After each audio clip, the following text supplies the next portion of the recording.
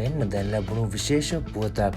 ශ්‍රී ලංකා පොදුජන පෙරමුණේ ජාතික සංවිධායක පාර්ලිමේන්තු මන්ත්‍රී නාමල් රාජපක්ෂ මහතා ප්‍රකාශ කර ඇත්තේ ඉදිරියේදී පැවැත්වෙන මැතිවරණ සඳහා තම පක්ෂයෙන් නාම යෝජනා අපේක්ෂා කරන්නන් හට පොලිස් වාර්තාවක් ඉදිරිපත් කිරීම අනිවාර්ය කරන බවයි.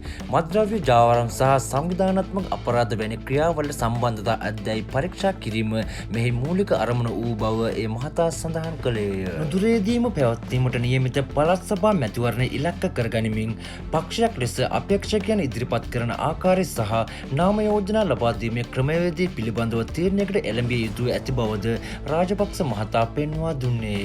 මෙම තීරණ ගැනීමේදී ශ්‍රී ලංකා පොදුජන පෙරමුණ සමග කටයුතු කළ සහෝදර දේශපාලන පක්ෂ, වාමාංශික පක්ෂ සහ අනෙකුත් දේශපාලන කණ්ඩායම්වල නායකයින් සමග පුළුල් සාකච්ඡා වටයක් පැවැත්වීමට බලාපොරොත්තු වන බව හෙතෙම කියා සිටියේය. මැතිවරණ තරඟ කරන ස්වරූපය පිළිබඳව අවසන් ප්‍රකාශය මැතිවරණ දිනය නිල වශයෙන් ප්‍රකාශයට පත් කිරීමෙන් අනතුරුව සිදු කරන බවත්, කෙසේ වෙතත් ශක්තිමත් දේශපාලන බලවේගයක් ලෙස මැතිවරණයකට මුහුණ දීමට සූදානම් බවත් නාමල් රාජපක්ෂ මහතා වැඩිදුරටත් පැවසිය.